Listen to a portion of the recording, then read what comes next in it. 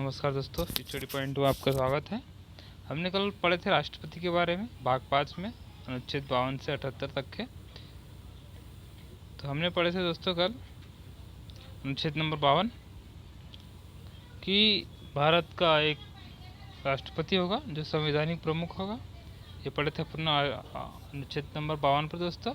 अनुच्छेद नंबर 58 में पढ़े थे हमने राष्ट्रपति पद की योग्यताएं कि वह भारत का नागरिक होगा, 35 वर्ष की आयु पूरी कर चुका होगा, वह किसी लाभ के पद पर नहीं होगा और लोकसभा का सदस्य होने के निर्वाचित होने की योग्यता रखता हो। और हमने पढ़े थे दोस्तों राष्ट्रपति का निर्वाचक मंडल अनुच्छेद नंबर 54 पर,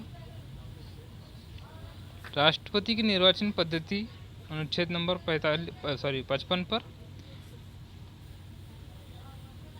नेक्स्ट पढ़े थे दोस्तों राष्ट्रपति का कार्यकाल 5 वर्ष का होगा, यह अनुच्छेद नंबर 56 पर पढ़े थे दोस्तों। और अनुच्छेद नंबर 60 पढ़ लिए थे दोस्तों, राष्ट्रपति के द्वारा शपथ ली जाएगी वरिष्ठतम मुख्य न्यायाधीश के द्वारा। और राष्ट्रपति पर महाभियोग ये भी पढ़ लिए थे दोस्तों, आर्टिकल 61 पर दिया गया है। आज पढ़ेंगे दोस्तों राष्ट्रपति की न्यायिक शक्तियाँ। तो अनुच्छेद नंबर 72 क्या कहता है दोस्तों कि राष्ट्रपति को क्षमादान करने की शक्ति प्राप्त है, अतः राष्ट्रपति दोषी व्यक्ति को क्षमा कर सकता है अथवा उसमें लघुकरण या कमी कर सकता है। ठीक है दोस्तों, क्षमा दंड से पूर्णतः मुक्ति दे सकता है, प्रविलंब मृत्यु को अस्थायी रूप से निलंबित कर सकता है, परिहार दंड की प्रकृति में परिवर्तन किए बिना दंड की मात्रा में कमी कर सकता है, लघुकरण मतलब दंड की प्रकृति में परिवर्तन करते हुए उसे कम करना, विराम मतलब होता है किसी विशेष कारण से दंड की मात्रा को कम करना। नोट देख सकते हैं दोस्तों कि राष्ट्रपति के द्वारा क्षमादान सेना न्यायालय द्वारा दिए गए दंड संघीय विधि के विरुद्ध अपराध मृत्युदंड के लिए दिया जाता है। अनुच्छेद नंबर 143 क्या कहता है दोस्तों कि राष्ट्रपति अगर कोई भी परामर्श लेना है उच्चतम न्यायालय द्वारा ले सकता है, वह आर्टिकल नंबर 143 के अंतर्गत आता है।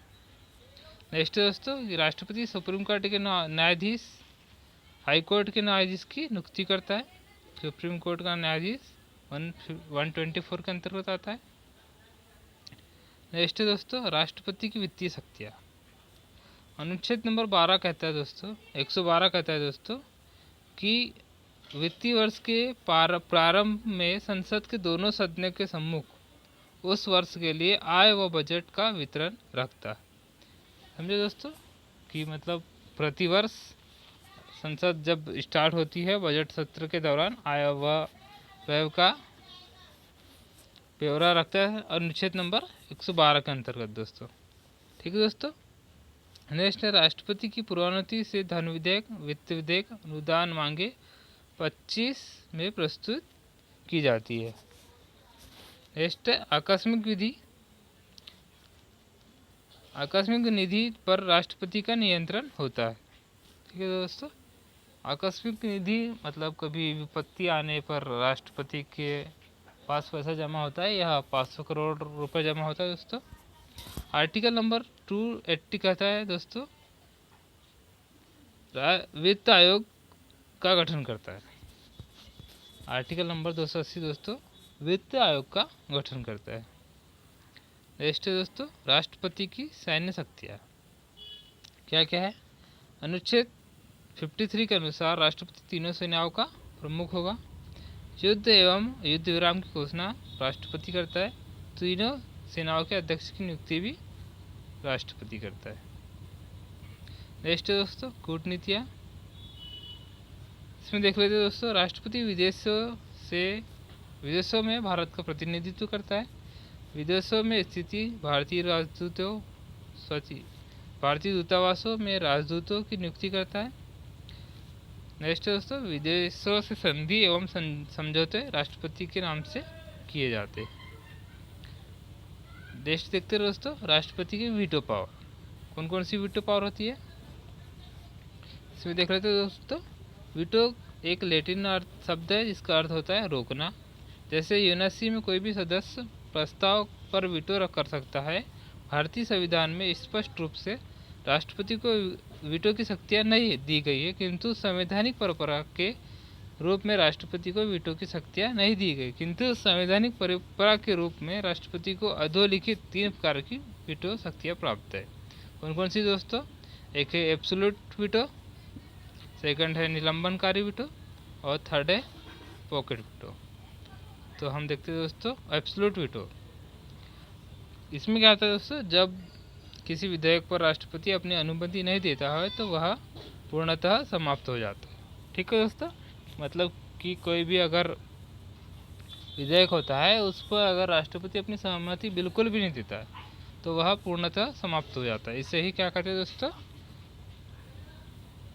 इसे एब्सोल्यूट वीटो कहा जाता है। ठीक है दोस्तों, नेक्स्ट है निलंबनकारी वीटो।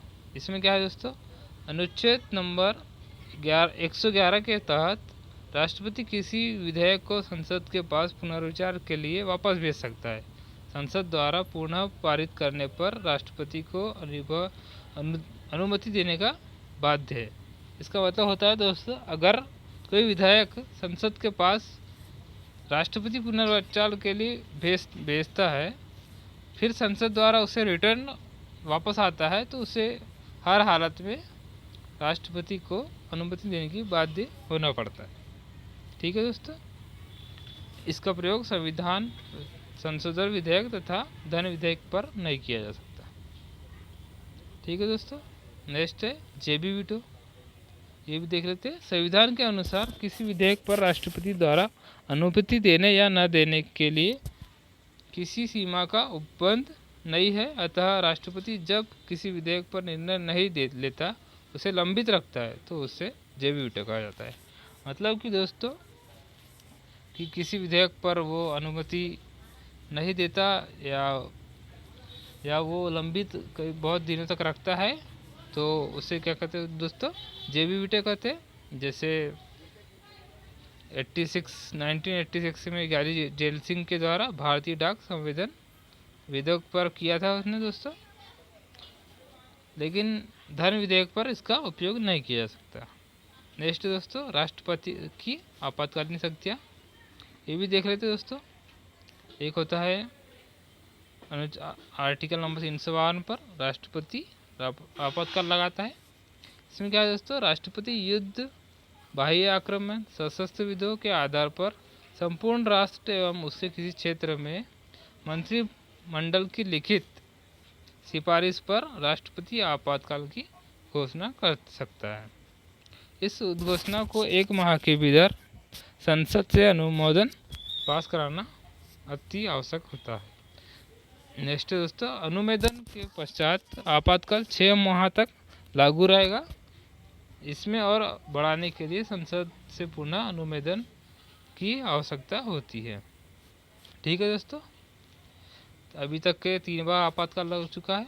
एक 1962 में लगा भारत चीन युद्ध के समय, एक लगा 1971 में भारत पाक युद्ध के समय, और एक लगा आंतरिक अशांति इंदिरा गांधी के द्वारा लगा गई थी 1975 के टाइम में। नेक्स्ट दोस्तों, राष्ट्रपति शासन। ये लगता है राज्य के संवैधानिक तंत्र असफल होने की स्थिति में ये आता है आर्टिकल नंबर 86।